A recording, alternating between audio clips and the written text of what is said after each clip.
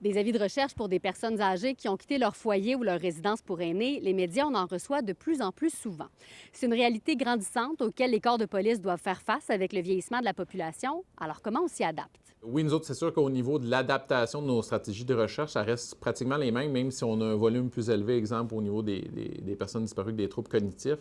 On a un ensemble de statistiques à notre niveau qui nous permettent de voir nos anciens dossiers, bien, comment ils ont été résolus, la personne est à quelle distance la dernière fois où elle a été vue, à quelle distance d'un sentier également, puis ses comportements. Par exemple, une personne cognitive avec des pertes cognitives va se déplacer majoritairement en ligne droite.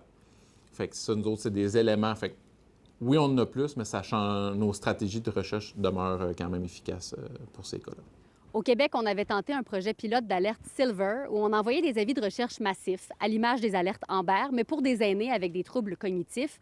Mais depuis la fin du projet pilote en 2024, plus rien. Assez complexe. C'est un engagement. Je pensais que c'était facile, mais ça s'est avéré difficile à la fois avec le ministère de la Sécurité publique et de la Sûreté du Québec.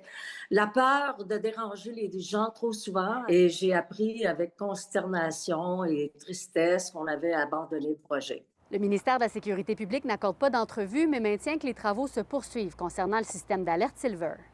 Une des solutions trouvées par les familles, c'est l'utilisation d'AirTag qui permet de suivre les déplacements de son proche via son cellulaire. On commence à le voir, d'ailleurs. C'est sûr que ça peut être délicat, peut-être, de se rendre jusque-là, mais on sait que ça se fait.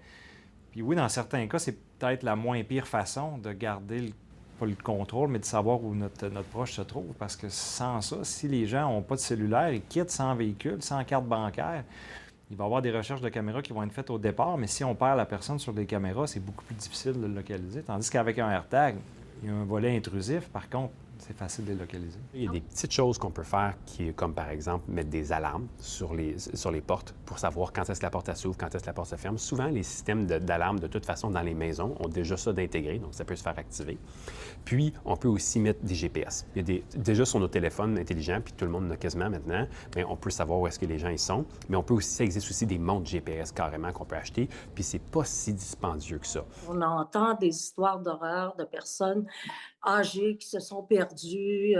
En plus, on a un climat rigoureux qui gèle, qui meurt dehors. Alors moi, il me semble que tous les outils possibles, disponibles pour faire en sorte de pouvoir retrouver des personnes disparues, on devrait les utiliser. C'est comme si on faisait un petit peu de l'agisme. C'est bon pour les enfants, mais c'est moins bon pour les adultes. Un autre truc qu'on peut donner, c'est que si notre proche commence à perdre la mémoire un petit peu puis est un peu désorienté, on peut avertir nos voisins. C'est un peu tabou, mais en même temps, avertir nos voisins, « Hey, mon mari commence à être un petit peu plus perdu. Si jamais vous le voyez circuler seul, pouvez-vous me le dire ou pouvez-vous aller le voir? » C'est une personne qui vieillit, là. Sa vie vaut tout autant que la vie d'une personne qui est plus jeune. La Fédération québécoise des sociétés Alzheimer reconnaît que la disparition d'une personne aînée est une réalité profondément troublante, mais n'a pas souhaité nous accorder d'entrevue à la caméra. À Sherbrooke, Fanny Lachance-Paquette pour Nouveau Info.